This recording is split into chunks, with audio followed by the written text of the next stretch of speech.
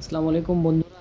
আজকে যে আপনাদের সপ্তম শ্রেণীর উদাহরণ অর্থাৎ অনুশীলনী পাঁচের উদাহরণ আমি বুঝাবো। আজকে সুন্দর মতো বুঝাবো, আপনারা ভালো করে বুঝে নিন। উদাহরণ এক, এম প্লাস এন এর বর্গ নির্ণয়। আবার এখানে বলছে 3x+4 এর বর্গ নির্ণয়। এই দুটো অঙ্ক আমি আপনাদেরকে বুঝাবো।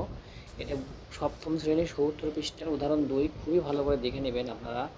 আমি বোর্ডে বুঝাবো, তাহলে বুঝতে পারবেন অঙ্কটা কীভাবে করা হচ্ছে। দেখেন, তো এখানে আমাদের মনে রাখতে হবে এ প্লাস হোল স্কোয়ার সূত্র মনে রাখতে হবে, তাহলে আমরা অঙ্কটা ইজিলি করতে পারবো। তাহলে দেখেন, আমরা বোর্ডে চলে যাই, আপনারা লক্ষ্য করেন, তাহলে বুঝতে পারবেন।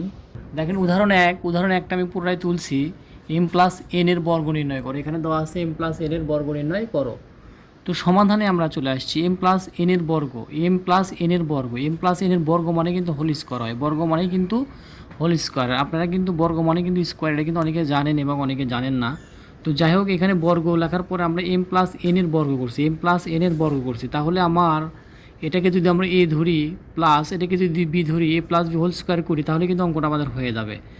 তাহলে এ প্লাস হোল স্কোয়ার সূত্র দেখেন আমি এখানে লিখে রাখছি। এ প্লাস হোল স্কোয়ার সূত্র হচ্ছে A square plus 2ab plus B square. এটাকে যদি আমরা এম ধরি, তাহলে এখানে এম লিখবো, এখানে টু টু ঠিকই থাকবে, এখানে আমরা এম, আর এখানে বিকে আমরা এন ধরছি এন, তাহলে প্লাস বিকে যেহেতু আমরা এন ধরছি এনের উপর স্কোয়ার। বিষয়টা তাহলে কী দাঁড়াচ্ছে দেখেন, তাহলে দাঁড়াচ্ছে হলো, তাহলে বিষয়টা দাঁড়াচ্ছে দেখেন, আমাদের এম এর উপর স্কোয়ার প্লাস নিয়ম অনুযায়ী এই টু প্লাস ইন্টু হলো, ইন্টু ফোঁটা দিলেই হয়, এম এন গুণ দিলেও হয়, ফোঁটা দিলেও কিন্তু হয়, প্লাস এনের উপর স্কোয়ার, এনের উপর স্কোয়ার ব্র্যাকেট দিলেও চলে, না দিলেও চলে। তাহলে আমরা এই m square plus 2m n plus n square, এটাই কিন্তু আমাদের কাঙ্ক্ষিত অ্যান্সার হবে। কারণ এটাকে যদি আমরা মনে মনে এ ধরি, দেখেন এটাকে এ ধরছি, এটাকে যদি বি ধরি দেখেন, তাহলে কি দাঁড়াচ্ছে এ স্কোয়ার, তাই না? স্কোয়ার মানে এ স্কোয়ার প্লাস টু এই যে এম সমান, এমকে যদি আমরা এ ধরি তাহলে এ, এনকে যদি বি ধরি তাহলে বি, তাহলে 2ab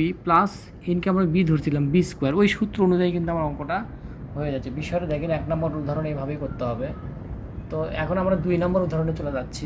তো উদাহরণ 2টা আমরা তুলে নিছি। দেখেন উদাহরণ 2 হলো 3x+4 এর বর্গ নির্ণয় করতে বলছে। তাহলে আমরা সমাধানে আসি 3x+4 এর বর্গ, এটা আমরা লিখব 3x+4 এর বর্গ।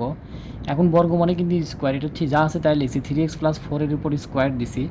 এটাকেই কিন্তু আমরা এ ধরবো, এটাকে পুরোটাই আমরা এ ধরবো। তাহলে এ স্কোয়ার প্লাস নিয়ম সূত্র অনুযায়ী এই যে দেখেন A square plus 2ab B square, তাহলে এই সূত্র অনুযায়ী আমরা এখানে টুটা চলে আসবে, এই টুটা কিন্তু আমার সূত্র অনুযায়ী চলে আসবে। তাহলে আমরা এটাকে এ ধরছি, এটা যদি এ হয় ইন্টু বি, তাহলে 2ab হচ্ছে, এটাকে বি স্কোয়ার।